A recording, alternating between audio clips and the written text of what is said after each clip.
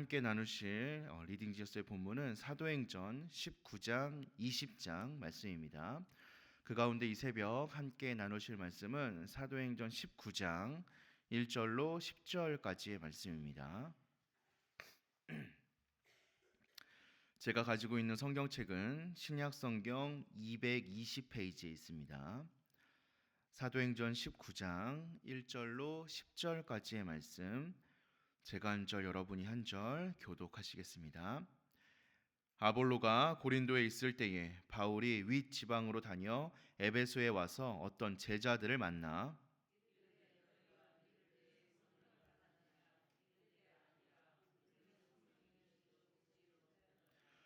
바울이 이르되 그러면 너희가 무슨 세례를 받았느냐 대답하되 요한의 세례니라.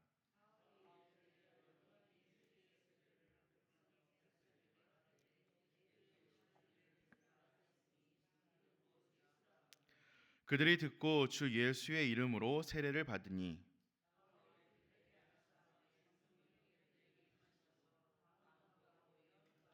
모두 12사람쯤 되니라.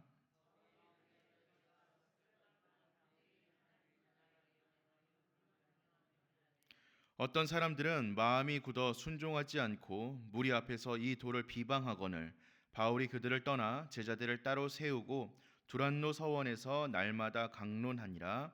2해 동안 이같이 하니 아시아에 사는 자는 유대인이나 헬라인이나 다 주의 말씀을 듣더라. 아멘. 사도행전을 기록했던 누가는 이 바울의 마게도냐와 아가야 지역의 전도 이야기를 통하여서 복음이 유대인과 로마인 또 유대인과 헬라인의 경계를 뛰어넘어 모든 민족을 구원하는 진리로 퍼져나가게 된다라는 사실을 우리에게 증언하고 있습니다. 그리고 거기에서 나아가 이제는 에베소를 중심으로 한 이 3차 전도 여행을 통하여서 복음이 민족뿐만 아니라 이 사회와 도시를 어떻게 변화시킬 수 있는지에 대해서도 이야기를 하고 있습니다. 바울의 3차 전도 여행의 거점은 바울이 2차 전도 여행을 마칠 때쯤 아굴라와 브리스길라를 머물게 했던 도시 이 에베소라는 도시였습니다. 이 에베소는 당시의 항구 도시였는데요. 아시아의 교통과 상업의 중심지였고 또 아주 커다란 아데미 여신의 신전이 있는 이교 문화의 중심지였습니다. 그런데 그곳에는 아볼로와 같이 세례 요한과 예수님에 대해서 이미 알고 있었던 제자들도 있었고 또 회당에서 변론하는 바울을 배척하는 것이 아니라 조금 더 머물러 달라라고 요청했던 유대인들도 많이 있었습니다.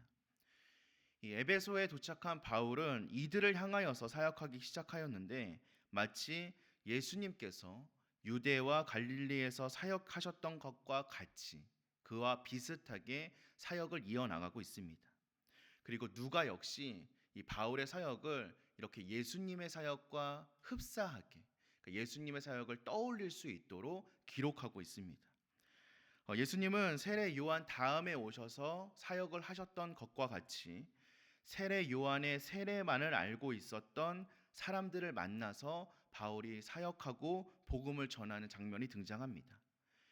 바울은 그들에게 요한이 전했던 성령과 불로 세례를 베푸시는 분이 바로 예수님이라는 사실을 전하면서 예수의 이름으로 세례를 받게 하고 그들에게 안수하여 이 성령 세례를 베풀었습니다. 그리고 누가는 그 사람들의 숫자가 12명쯤 되었다라고까지 기록하고 있죠. 마치 예수님의 12제자를 떠올리게 하는 숫자입니다. 이는 예수님께서 이 세례 요한의 제자들 그리고 세례 요한의 가르침을 듣고 있었던 유대인들을 대상으로 새 시대의 복음을 전파하고 그들을 제자로 삼으셨던 것을 떠올릴 수 있도록 하는 이 기록입니다. 이처럼 바울은 철저하게 성령에 붙들려 있었고 또 예수님의 행적을 따라 에베소에서 사역하고 있었습니다.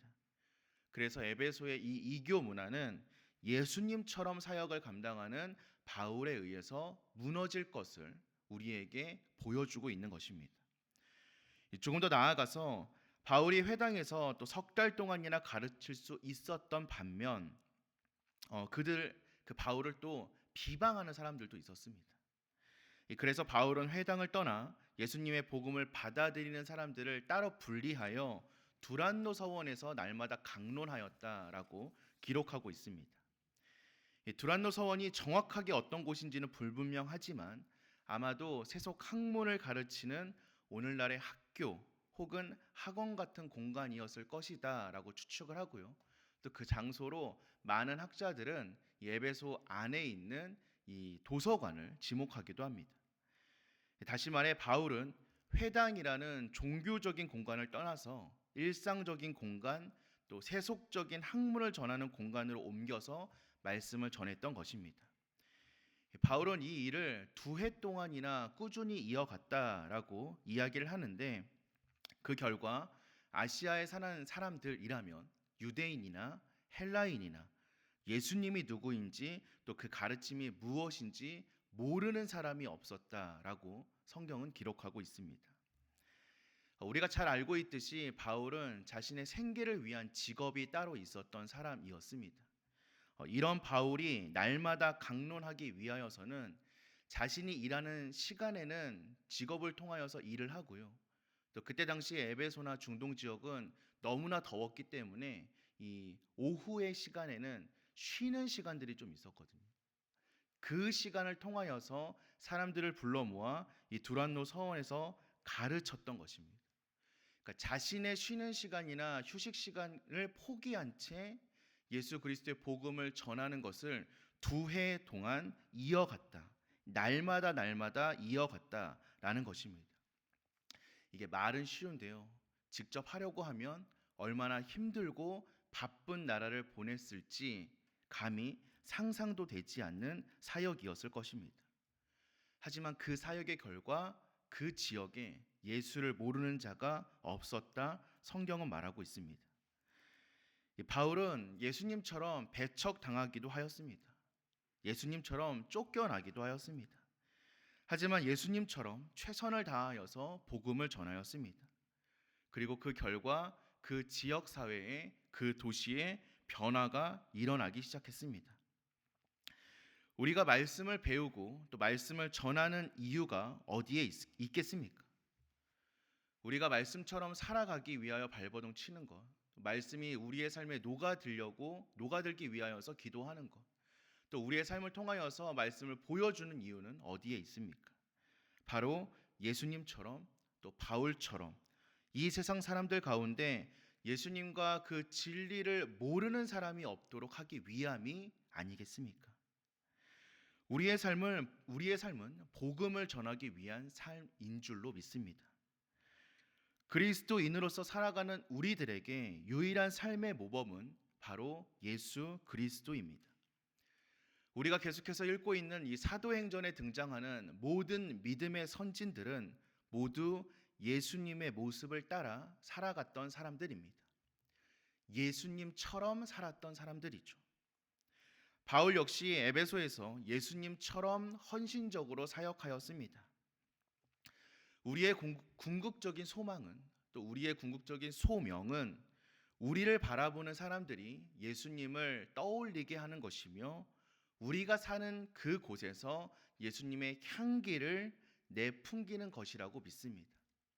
그러기 위해 우리는 예수님처럼 살아가야 합니다. 사랑하는 성도 여러분, 오늘 하루 우리에게 이 꿈이 다시 한번 심기어지기를 소망합니다. 나도 예수님처럼 살아갈 수 있는 꿈을 꾸는 오늘 하루가 되기를 소망합니다. 우리가 그렇게 살아갈 수 있는 방법은 오직 말씀과 기도에 있는 줄로 믿습니다. 다시 한번 주님처럼 살기로 결단하며 말씀과 기도에 매진할 수 있는, 아니 우리의 모든 삶의 순간들이 말씀과 기도로 채워질 수 있는 저와 여러분 되시기를 주님의 이름으로 간절히 축원드립니다. 우리 함께 기도하겠습니다.